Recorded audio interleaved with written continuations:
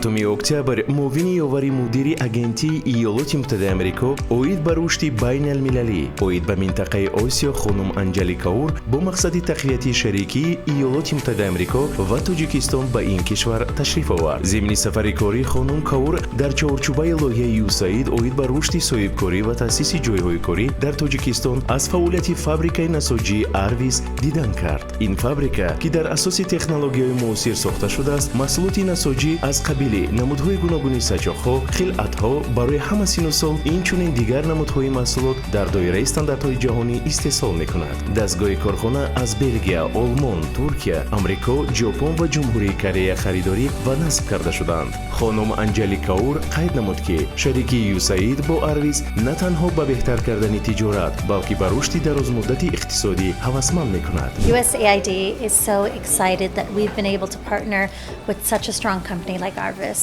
And so what Arvis is hoping to achieve is to become a leader across Tajikistan and across the world in manufacturing not only just cotton as a raw material, but actually the production of cotton. So what we have been able to do as USAID is that we have been able to provide technical expertise.